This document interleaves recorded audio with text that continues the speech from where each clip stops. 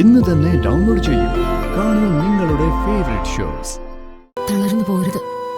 സമചിത്തതയോടെ വേണം ഈ പ്രതിസന്ധി നേരിടാൻ. എല്ലാം നഷ്ടപ്പെട്ടവർക്ക് ഇനി എന്ത് സമചിത്തത? മുന്നിലൊന്നുമില്ല. 24 മണിക്കൂർ അതിനകം നമ്മൾ ഈ വീട് വിട്ട് പോവണം. അല്പം മുമ്പ് ചങ്ക് പൊട്ടി അച്ഛൻ ചോദിച്ചു, നീ കേട്ടില്ലേ? ഈ വീട്ടിൽ അവസാനത്തെ അത്താഴാണോന്ന്.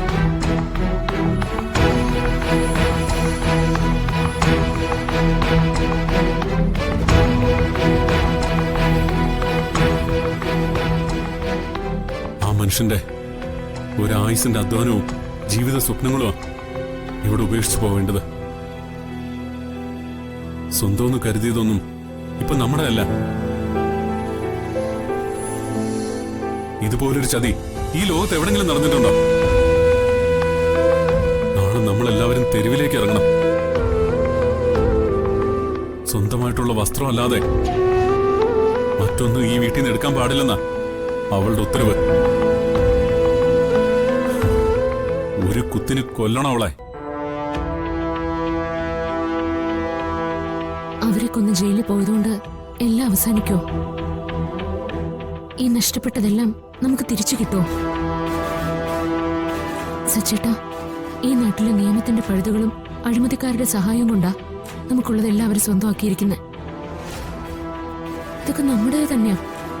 മറ്റൊരാൾക്കും ഒരു അവകാശമില്ല. പക്ഷേ തൽക്കാലം നമ്മൾ ഇറങ്ങിക്കൊടുത്തേ പറ്റൂ. താൻ പറഞ്ഞ ശരിയാ.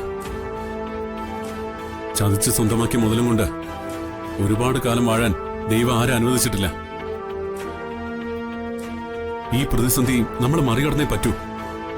അതൊക്കെ എനിക്കറിയാം. പക്ഷേ മനസ്സങ്ങോട്ട് അനുവദിക്കുന്നില്ല. യാഥാർത്ഥ്യം നമ്മൾ അംഗീകരിച്ചേ പറ്റൂ. നിയമവും പോലീസും എല്ലാം ഇപ്പൊ അവരുടെ പക്ഷത്താ. രേഖകൾ ഇപ്പൊ എല്ലാം അവരുടേതാ. എല്ലാം നമുക്ക് തന്നെ തിരിച്ചു കിട്ടും. പക്ഷെ അതിന് കുറച്ച് സമയമെടുക്കും. തൽക്കാലം മാറി നിൽക്കാൻ ഒരു സ്ഥലമുണ്ട്. പക്ഷെ അതുകൊണ്ടൊന്നും ആയില്ല. അച്ഛനും ചേട്ടനും അനിയനും നിങ്ങൾ എല്ലാവരും കഷ്ടപ്പെടുന്ന ഒരവസ്ഥ, അങ്ങനൊരവസ്ഥ എനിക്ക് ആലോചിക്കാൻ കൂടി വയ്യ. എടോ, നമ്മുടെ വീട് വിട്ട് നമുക്ക് എങ്ങനെ ഇറങ്ങിപ്പോകാൻ പറ്റൂടോ?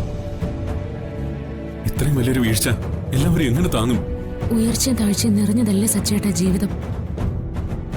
ജീവിതത്തിൽ നമ്മൾ അനുഭവിക്കുന്ന എല്ലാ സൗഭാഗ്യങ്ങൾക്കും ഒരു മറുപുറവും ഇല്ലേ?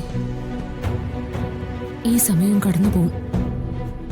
ദൈവം നമ്മളെ ഇതിന്ന് കരകയറ്റും. എനിക്ക് വിശ്വാസമുണ്ട്. നമ്മളെ അവര് ചതിച്ച ഈ നിയമം കൊണ്ട് തന്നെ ഇതെല്ലാം നമ്മൾ തിരിച്ചു പിടിക്കും. അതുവരെ മനസ്സ് കൈവിട്ടു പോകരുത്. നമുക്കങ്ങനെ പറയാൻ വളരെ എളുപ്പം. കാരണം ഇതൊന്നും നമ്മളാരും ഉണ്ടാക്കിയതല്ല. ഓർമ്മ വയ്ക്കുമ്പോ തന്നെ ഈ സൗഭാഗ്യമെല്ലാം ഞങ്ങൾക്കുണ്ടായിരുന്നു. കഷ്ടപ്പെട്ട് വിയർപ്പൊഴുക്കി ബിസിനസ് ചെയ്ത് അച്ഛനുണ്ടാക്കിയതാ ഇതെല്ലാം.